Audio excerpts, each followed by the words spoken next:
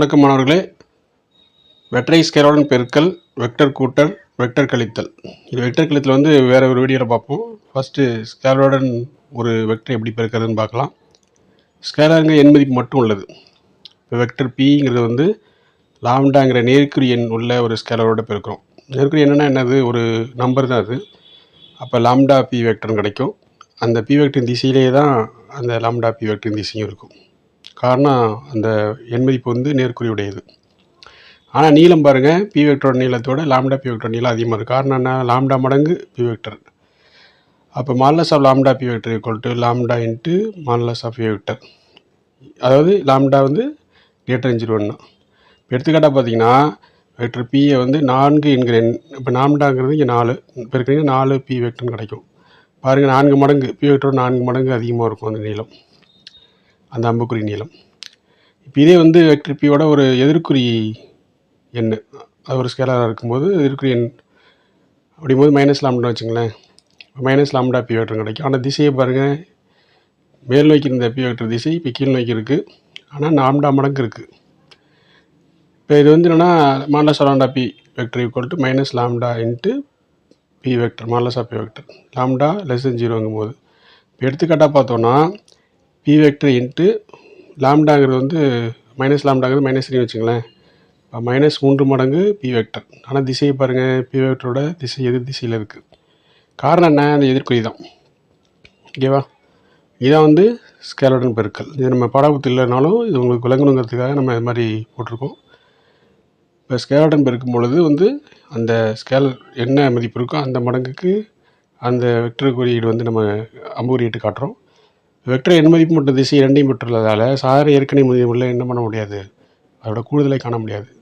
வெக்டர்களை வடிவியல் முறையிலோ அல்லது பகுப்பு முறையிலோ தான் சில விதிகளை பயன்படுத்தி என்ன பண்ணலான்னா அவற்றை கூடுதல் காணலாம். வெக்டரின் கூடுதல் 2 வகைகள் இருக்குது. ஒன்று வந்து ட்ரையாங்கிள் எனப்படும் முக்கோண விதி, இன்னொன்று வந்து என்னது பேரலாங்கிற வந்து இணைகிற விதி. இதுதான் வெக்டரின் கூடுதலுக்கான 2 முறைகள். கிட்டத்தட்ட உங்களுக்கு வந்து என்னென்னா தொகுப்பெண் வந்து கிட்டத்தட்ட சமமாக உள்ள ஃபார்முலா நமக்கு கிடைக்க போவதில்லை. இப்போ பார்த்தோன்னா வெக்டர் பிங்கிற ஒரு வெக்டர், அது வெக்டர் கியூங்கிற வெக்டர். இரண்டையும் வந்து கூடுதல் காண்பதற்கு என்ன பண்ணணும் அப்படின்னா, வெக்டர் பி வந்து முதல் வெக்டர் எடுக்கும் பொழுது அது ஏபி நீளம்னு வச்சுக்கலேன். அப்போ ஏங்கிறது வந்து என்னது, ஏங்கிற முனையில் வந்து பி வெக்டரின் வால் பகுதி. அதே பிங்கிற முனையில் வந்து அந்த பி வெக்டரின் முனைப்பகுதி அல்லது தலைப்பகுதின்னு சொல்லுவோம். அந்த அம்புக்குறி கிட்ட வந்து தலைப்பகுதின்னு சொல்லுவோம், அம்புக்குறி இல்லாத பகுதி வந்து வால் பகுதின்னு சொல்லுவோம். இப்போ வெக்டரையே திசை மாறாமல் அப்படியே எடுத்துக்கொண்டு போய் என்ன பண்ணணும், முதல் வெக்டர் பியோட அந்த அம்புக்குறியிடப்பட்ட அந்த தலைப்பகுதியில் இணைக்கணும். திசையை மாற்றக்கூடாது. இப்போ வெக்டர் பியும் வெக்டர் கியூ என்ன பண்ணலாம், கூட்டலாம். ஓகேவா? இந்த பாருங்கள், அதில் இந்த வால் பகுதியானது தலைப்பகுதியோடையும் இந்த பாருங்கள் உங்களுக்கு பெருசுபடுத்தி காட்டியிருக்கோம். பிங்கிற புள்ளியில் வந்து என்னது பச்சை நிறமிட்டுறது பி வெக்டரோட இது, சிவப்புணம் உள்ளது வந்து கியூ வெக்டரோட வால் பகுதி. இப்போது முதல் வெக்டரோட வால் பகுதியும் இரண்டாவது வெக்டரோட தலைப்பகுதியும் வைக்கும் பொழுது அந்த ஏசிங்கிறதான் வந்து என்னது தொகுபயன் ஆர். அப்போ vector p plus vector q equal to vector ஆர்னு கிடச்சிடும். இதான் வந்து தொகுபயன் கண்டுபிடிக்கிற அப்படின்னு. இப்போ பாருங்கள், உங்களுக்கு இப்போ டிஇ அப்படிங்கிறது அந்த கியூ இருக்குது பார்த்தீங்களா, எப்படி எங்கள் ஏபி வந்து பிக்கு எடுத்தோமோ அதே மாதிரி டிங்கிறது வந்து இந்த கியூக்கு எடுக்கிறோம். இதை முதல் வெக்டராக எடுக்கிறோம்னு வச்சுங்களேன். இப்போ இரண்டாவது வெக்டர் பி எடுக்கிறோம் வச்சுங்க. அப்போ என்ன பண்ணணும், முதல் வெக்டரோட அந்த அம்புக்குறி, அதாவது கியூ வெக்டரோட அம்புக்குறியில் அந்த இரண்டாவது வெக்டர் நம்ம கருதிருக்கோம் இதில் வெக்டர் பி அதோட வால் பகுதி அணைச்சிருக்கோம். அதை ஹைலைட் பண்ணி காட்டுறோம் பாருங்க. இப்போது அந்த முதல் வெக்டர் கியூ இருக்குது பார்த்தீங்களா, அதோட வால் பகுதியும் இரண்டாவது வெக்டர் தலைப்பகுதியும் இணைக்கும் பொழுது இப்போ டிஇ அப்படிங்கிறத என்னவாக இருக்குது உங்களுக்கு, அதாவது டிஎஃப்எக்ஸில் இங்கே உங்களுக்கு என்னவாக இருக்குது, அந்த தொகுபயன் வெக்டர் குறிக்குது. அதாவது vector r equal to q plus r. ஏன்னா கியூங்கிறது முதல் வெக்டர், அது கியூ ப்ளஸ் பி ஆக்சுவலாக vector r equal to vector q plus vector p கிடச்சிருது. இங்கே வந்து vector r equal to vector q plus vector p. அங்கே வந்து என்னது vector r equal to p plus q, p plus q equal to r, அதேமாதிரி q plus p equal to r. ஆக மொத்தத்தில் உங்களுக்கு a plus B plus C equal to r, அல்லது a plus b of plus C equal to r, அல்லது a plus பிங்கிறது என்னதுங்க d plus C equal to ஆர்னு கிடைக்கும். ஸோ இப்போ வெக்டர் ஏ, அடுத்து வெக்டர் பி, வெக்டர் சி, 3 வெக்டரில் எடுக்கிறோம். 3 வெக்டரில் எடுக்கும்போது வெக்டர் ஏ திசை மாற்றலை, வெக்டர் பியோட வால்பகுதி வந்து வெக்டர் ஏயில் அறிஞ்சிருக்கு. அப்போது 2 கூடுதல் என்னது வெக்டர் டி. அடுத்தது சியை வந்து பியோட முனை இணைக்கிறோம், டி முனை இணைக்கிறோம். அப்போ என்னது டிக்கு சிக்கு இடையில் தொகுப்பேன் ஆர். அப்போது பிசி எண்ணி சேர்க்கும் பொழுது இ கிடைக்கிது, வெக்டர் இ கிடைக்கிது. அப்பொழுது ஏ அடுத்து வந்து என்னது உங்களுக்கு வந்து ஆர் தொகுப்பு வந்து அந்த ஏ வெக்டரோட வால்பகுதி மற்றும் அந்த கடைசி வரக்கூடிய சியோட அந்த முனைப்பகுதி இருக்குது பார்த்தீங்களா, தலைப்பகுதி, அதுதான் வந்து ஆறுங்கிறது. அப்போ vector A plus C equal to R. ஏற்கனவே முன்னாடி நான் அந்த 4 வந்து ஏற்கனவே பார்த்துட்டோம். வெக்டர் ஏ ப்ளஸ் வெக்டர் ஈங்கிறது ஆர்னு கிடைக்கும் தொகுப்பெயர். வெக்டரின் கூடுதல் வந்து இது சம மதிப்புள்ள எதிரி வெக்டரின் கூடுதல் என்னவாக இருக்கும் அப்படின்னு பார்க்கலாம். வெக்டர் ஏ இது வந்து கீழே மேல் நோக்கி வருது. அதே எண் மதிப்பு உள்ள, அதான் நமக்கு ஒரே மாதிரி போட்டிருக்கோம், மைனஸ் வெக்டர் ஏங்கிறது கீழ் நோக்கி வருது. அப்போ இரண்டும் என்னது கூடுதல் வந்து vector A plus of minus vector A என்னது 0வாக இருக்கும். அப்போ இதான் நம்ம என்ன சொல்கிறோம், சுழி வெக்டர்னு சொல்கிறோம். அதாவது இங்கிலீஷில் வந்து 0 வெக்டர் ஆல் நல் வெக்டர்னு சொல்லுவாங்க.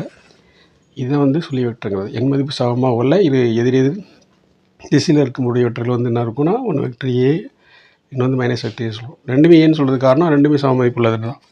வெக்டரியோட 0 சுழியை கூட்டினோன்னா ஏ தான் கிடைக்கும். அதே மாதிரி லாம்டா 0 இன்ட்டு 0 0 தான்.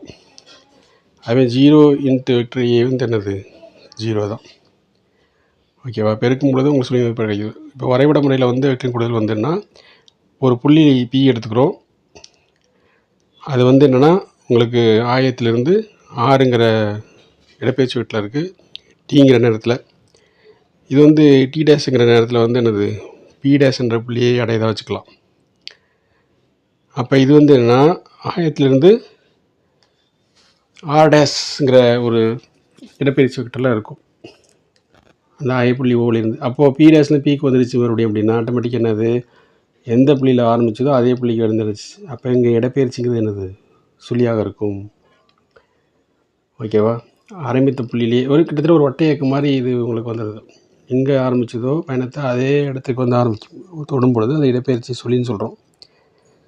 அப்போ ஆட்டோமேட்டிக்காக என்னது உங்களுக்கு கிட்டத்தட்ட அந்த வெக்டரில் குறிக்கும் பொழுது பி புள்ளியும் பி டேஷ் புள்ளியும் இணைக்கும் பொழுது உங்களுக்கு ஒரு பிலேருந்து பி டேஷ் வந்து நேர்குறி வெக்டராகவும், பி டேஷ் வந்து பி வந்து மைனஸ் கியூ வெக்டராகவும் பிரிக்கிறோம்.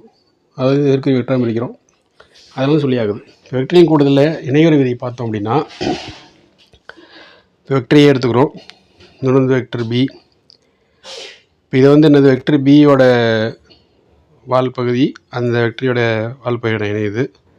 இரண்டுக்கும் தொகுப்பு எப்படி கண்டுபிடிக்கலான்னு பாருங்கள்.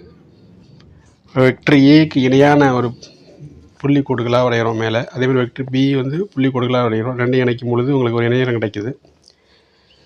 அப்போ ஆட்டோமேட்டிக்காக இந்த இடது பக்கம் உள்ளது பி ரெண்டும் சமமாக இருக்கும், மேலே கீழே வந்து ஏ சமமாக இருக்குமா? அப்போது மூளை விட்டம் பாருங்கள், இந்த மூளை விட்டம் தான் தொகுப்பெண்ணா அமையும். அதை vector A plus vector b equal to vector ஆர்னு வெக்டர் கூட்டல் போட்டால் அடுத்த வெக்டர் கழித்து வந்து அடுத்தது பார்க்க போகிறோம். நன்றி.